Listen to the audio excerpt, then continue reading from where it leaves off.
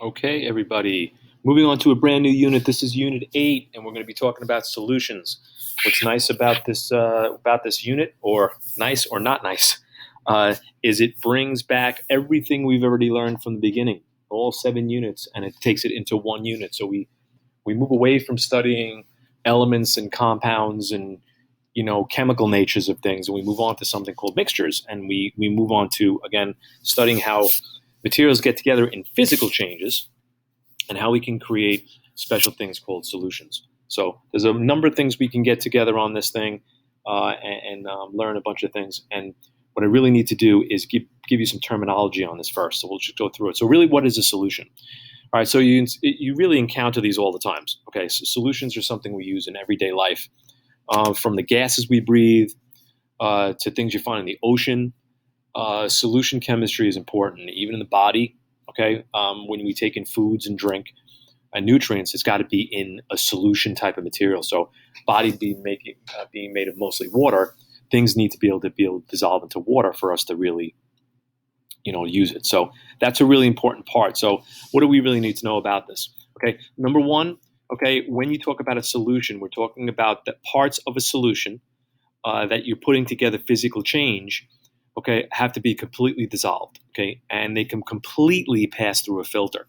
So if you had a filter apparatus such as this, and you were pouring the solution through, all the components of that those parts of the mixture would go through. Okay, it's going to be a homogeneous mixture, okay, of materials. So they're going to be evenly spaced. Okay, you can separate them by physical means. A good example maybe is evaporation, but again, you're not going to be able to filter out the parts as they come through. They'll be completely dissolved in a micro sense or in a molecular sense. So as you pass through the filter, you will not find anything in the filter of a solution. The solution down here would be the same as the solution in here. Okay, you have no visible boundaries. Okay, the molecules and the ions that are in solution are going to be spread out completely. Okay, and really, a solution could be in any phase. It could be in the solid phase, it could be the liquid phase, or even the gas phase. Okay, and typically water solutions are has the designation AQ. We learned that before, and usually water solutions must be clear, which means you can see through them, transparent, but you can have colors. So if you look up here, you can have a red or a green or even a blue solution that are clear. You can see through them. You don't see any solid particles in them. Okay, so that's important to know. Okay, and just a couple little things that you want to be aware of that you can also have. Where if you had seawater, some good examples is a solid liquid solution where are dissolved in the liquid. You can have a 14 karat gold, which would be a solid solution, otherwise known as an alloy. Okay, you could have rubbing alcohol in water, which would be a liquid solution. You can have gaseous solution, air mixtures of gases or usually solutions, and you can also have soda, which is a good as a gas, carbon dioxide dissolved in a liquid. So there are many different types of solutions. They don't always have to have solids dissolved in liquids. Although that's the usual thing that you see that we do in class. Okay, so that would be a solution. Again, some properties of what solutions would look like. If you get a little bit more into it, okay, and again, if we looked at some examples of this, again, this is a bit of a review. It's worth to go through it. If I'm just going to lay this out on the page for you so everybody can see it, okay. And what we're going to find is that if you look, when you have these things, you're going to find out based on molecular forces, some materials can dissolve in other materials based on the molecular forces, and if their molecular forces are alike. So in this case, if you had a non-polar liquid or a non-polar solution, okay, and typically this would be oils or an oil solution or some type of solvent that would be non-polar, you would have CH compounds, symmetrical molecules, fats, oils, plastics, greases, and waxes. These non-polar materials, again, watch your symmetry, right? Symmetry is non-polar molecules, okay? CH compounds, hydrocarbons. All of these non-polar molecules would dissolve in the non-polar solutions. Remember, these would have your London forces, okay? Especially your large molecules, which have a lot of contact points to them. However, they would not mix with polar solutions. Again, polar solutions are water molecules. Remember, water has that bonds to it where it has these plus and minus charges. And if you also have plus and minus charges, you can also attract to water. where the nonpolars do not. So sugars are good examples. Alcohol is a good example where C is bonded to OH. Okay, asymmetrical molecules, remember your bent or your pyramidal molecules. Okay, and your soluble ionic compounds, again, you'll see that in table F. We looked at that before when we talked about solubility, when we did double replacements for our precipitates. Okay, soluble ionic compounds, your metals and your nonmetals will also be soluble. Good example is salt, okay, or maybe potassium nitrate would be good examples of metal and non-metal type of compounds that would be soluble. Okay, now what's so interesting about this is that these will all dissolve together, and these will all dissolve together, but they will not mix with each other. They'll form this layer here. Okay, so it's important to know. All right, and we use this term like dissolves like to mean that like polarity attracts to like polarity. And again, you can see here in the bottom that we have our materials or polar materials here, which is your water layer, okay, and your vegetable oil is your nonpolar, almost like salad dressing here. Okay, and you can see your long chains of carbons here that have your London forces. Okay. And you have your dipole forces here. So remember, your dipole forces would be in this bottom layer here, and dipole forces would be here, okay, or your hydrogen bonding, right, which is also your strong dipole forces. So just to give you an overview of what would form a solution, again, this whole thing would not be a solution if you were to take this into account. This whole thing would not be a solution because you have boundaries here. Okay, so that's important to keep in mind along the way as well. Okay, so components. When we look at the component of a solution, okay, it's important to know what makes up a solution, and there's some terminology you want to be aware of here. Okay, number one, okay, is something called a solute, and the solute is the part of the solution that is dissolved. So if you're dissolving something in a solution, that thing is called the solute. Okay, it's a substance that is dissolved. Okay, and usually it's present in the lesser amount, which means if you looked at the two components or the three components of a solution, really two main components. This is the lesser amount. Okay, that's called a solute or solute. Okay, the second part is what you're doing is you're taking the solute and you're putting it in a solution, in a solvent. Okay, and the solvent is the substance that does the dissolving action. Okay, that's the thing that actually that really forms a bond or a molecular force attraction to the solute and allows it to separate its molecular forces, and that's going to be usually in the greater amount. And you can see in this little clip at the bottom, or this little, not clip, but little picture at the bottom, you'll see that the solute little molecule is the little red ones, and the solvent molecules are the blue. So the solvent molecules really surround the solute molecules and attract to them. And generally, in a solution, you would have many more solvent molecules than you would solute.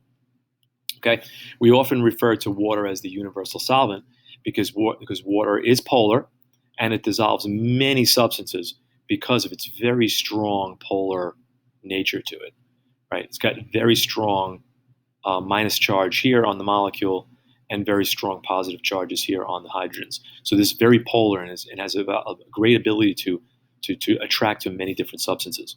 Okay, when we describe a solution, if we have large amounts of solute relative to solvent, so we have a lot of solute, okay, and again, this is very qualitative, okay, and we're thinking about the qualitative nature or the description of this, or description.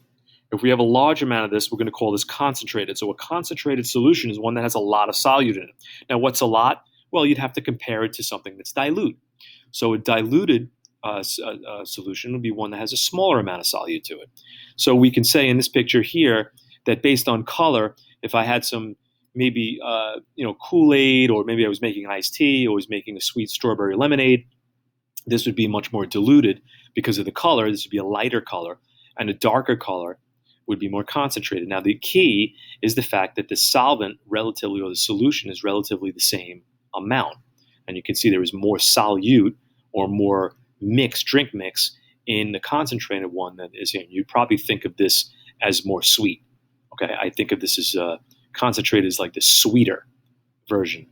Okay, and this is like less sweet if you want to think of it that way, as far as a drink or an iced tea, if you want to think of it like that.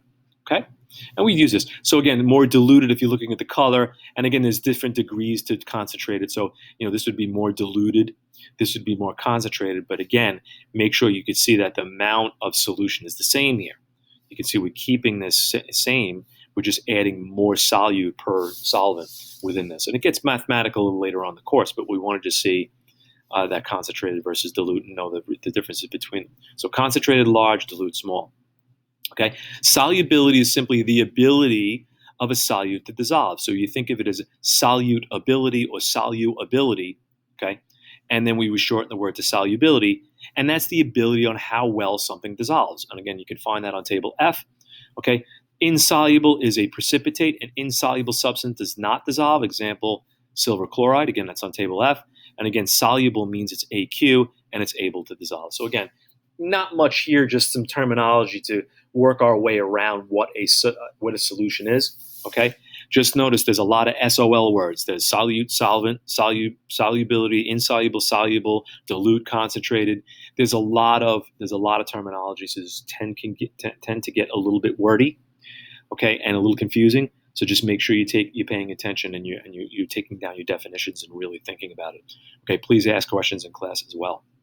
Okay, lastly, what I want to cover today is how something actually dissolves. And this is really, really important.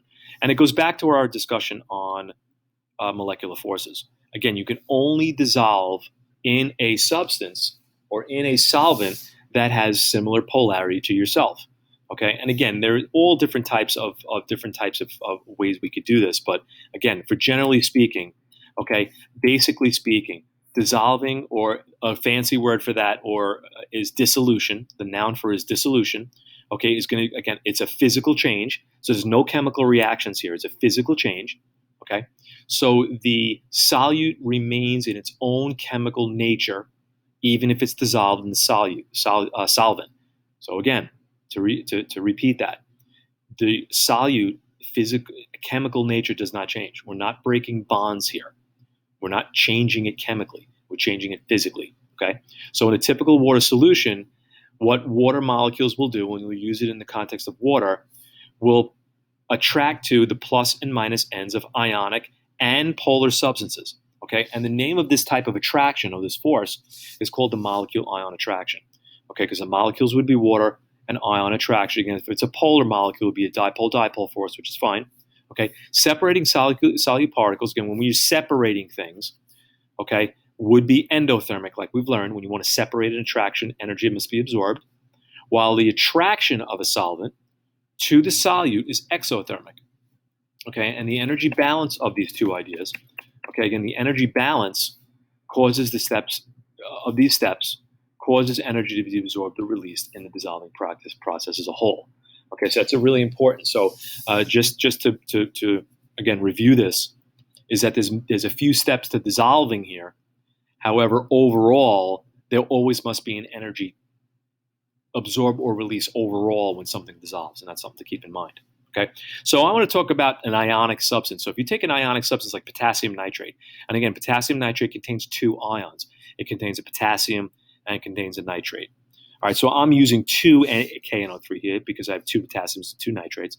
And when you dissolve them, they would separate according to their charges, right? So basically, according to their types of ions here. So notice nitrates will stay together in the nitrate ion. Potassiums would separate. Again, these would attract to water molecules and spread out.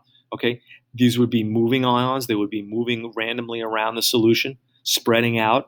Okay, and that would conduct electricity. Again, because you have moving ions in an ionic compound, aqueous, remember from our bonding unit, will conduct electricity.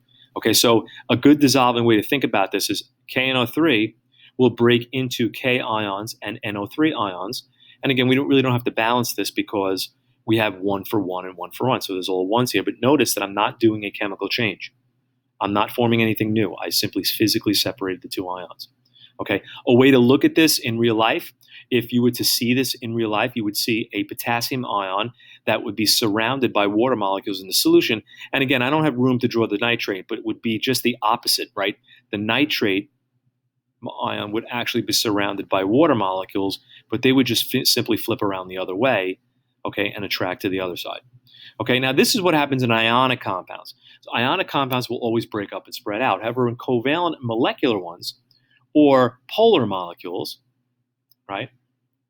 Again, they're going to have to dissolve, Okay, and I'm going to use alcohols as your example here. Again, an alcohol would be dot structure would be something like this. So the molecule would be to stay together in this case. These are going to be alcohol molecules. Again, alcohol molecules are little tetrahedrons and bents. Okay, so what these are going to do is molecules will separate from each other, but the atoms stay connected within the molecule. Okay, so the molecules separate, but the atoms stay together. Okay, so you're not doing a chemical change here. So you would have two groups of molecules. So if I put two molecules of alcohol in here, notice I get two molecules of alcohol. They stay together. However, in the ionic compound, if I put two KNO3, notice that it becomes four particles. Okay, so two becomes two, but two becomes four here because again, you're breaking up physically with the two ions. That's a huge difference here. So it's important to know that. So to repeat, polar molecules will stay together. So two stays as two. So if I use 2 moles, they become 2 moles. Here, 2 moles becomes 4 moles of particles. And that's going to be important later on. Okay, you can even see it here. You can see 1 particle of KNO3 becomes 2 particles here. However, 1 particle here remains 1-to-1 here. So it's a 1-to-1 ratio. Here, it depends on your formula. All right, so water molecules would attract to other polar molecules, very similar to how they do in ions. And then you can see the negative side of this alcohols attract to the positive side, and there's my dipole force. All right, so that's how these materials dissolve. So that's important to know in this way that this works. Okay. If I want to backtrack, I just want to show you a little clip on this. If I backtrack to the other slide, I just want to show you just a quick little video on this. If I end this here now quickly, and I bring up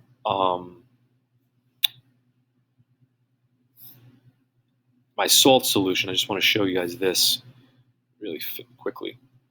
Here, I'm going to show you this little clip. Okay, if I go to so here's my water solution. I'm going to add a little bit of water to this. So I'll open up the spigot. We'll add a little water. Isn't that cute? So we add a little water to this, have a little fun. Okay, I'm going to put some sodium chloride here. So again, sodium chloride is going to be your. I'll click the sodium chloride, and I'll take the salt shaker and I'll shake this. Okay, and we'll see if we add a little salt to this. Okay, we can see that as the sodium and chloride hit the water, you'll see they separate into chlorine and sodium ions. Again, the pink would be the sodium, and the chloride ions would be your little green ones. All right, and you can notice that as they dissolve, they continue to move.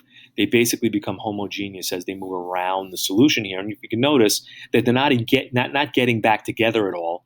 The water molecules, which you don't see here, are actually surrounding them and keeping them separate.